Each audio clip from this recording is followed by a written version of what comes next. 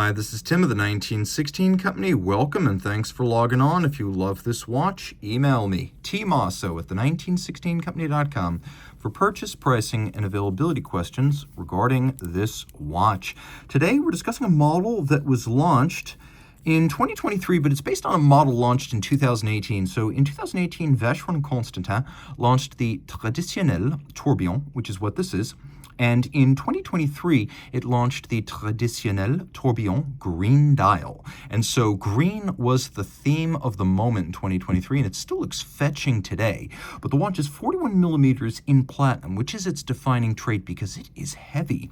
It's 41 by 10.5 thick, although a reasonable 47.9 from lug tip to lug tip, and it's got a 21 millimeter spacing between the lugs.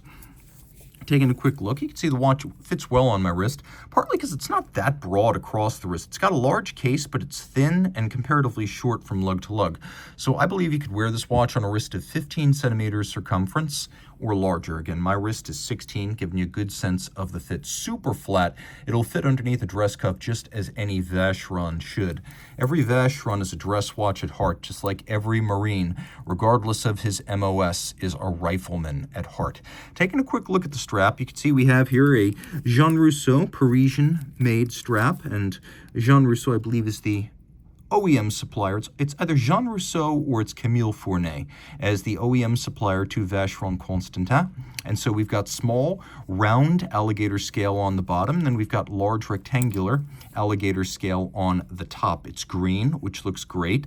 And then we have a cut edge with lacquering for cleanliness, so you don't see the burrs or roughness from cutting the leather. There's no bolstering here to keep the strap thin, and you can see that it features a monotone stitch. Now, using gator on both sides, whether it's Fournet or Rousseau, that is a signature of the best strap makers today on the highest end products. And the nice thing about that is that it means the strap will last longer. It costs a few $100s more, but the payoff is a strap worthy of a watch like this.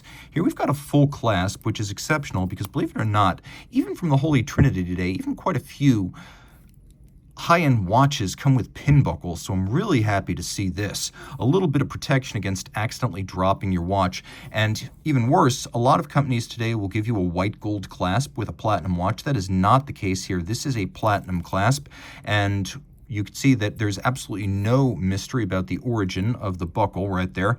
Unrock, that is the buckle maker, Cornu, spelled backwards. So you can see the Maltese cross motif inside, including some of the original delivery stickers. So this is a very fresh watch. You note the combination of media blast and polish, the Maltese cross motif on the buckle, and then twin trigger release so it cannot fly open inadvertently. Rolling back to the case, we have strong lug profiles with a little bit of an inward step on the underside. Note how they're rather dramatically stepped out from the case band. You can see the super sharp break between lug and case, indicative of high-end lug case joinery. That's likely welded lug construction, where the lug is inserted into the flank of the case, welded on by hand, and then hand filed to create a sharp break between lug and case. Slow going, but definitely worth it on a watch at this price point and this stature. You can see there's a coining to the case back, a little bit of an inward step, a couple of steps before a conical bezel, and then a crown with the Maltese cross motif on it. Hands, logo, and indices are white gold, so they'll never tarnish or oxidize. You can see we have a dramatic metallic green sunburst that emanates out from an imaginary origin point underneath the hands. And then you can see that we have a chemin de fer, or a railroad track for the minutes. And take a look at the hands and the hour indices. They're nuanced with faceting to create better contrast. And in the case of the two Dauphine hands, they're actually half frosted to make for better contrast. Now, the tourbillon is the highlight, obviously, and the bridge on top, it takes somewhere between 6 and 12 hours to hand finish. It is steel, it is mirrored, and impressively it's rounded all the way around, which is the type of decoration we've expected from the likes of, say, Greubel Forsey and Romain Gaultier, but not necessarily from Vacheron, so it's great to see that level. Holy Trinity living up to the legend.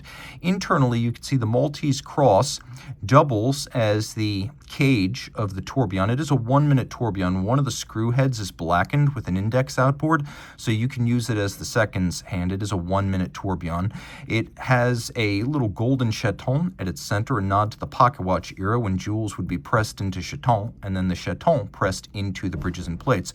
Taking a look inside this Maltese cross structure, you can see these little interior angles, and executed in small and recessed confines and on steel. So steel is tough to finish. Internal angles are tough to execute, and doing them inside small confined spaces is the ultimate sign of accomplishment for a person who finishes this type of hardware. So this is extraordinary stuff, living up to the Geneva hallmark.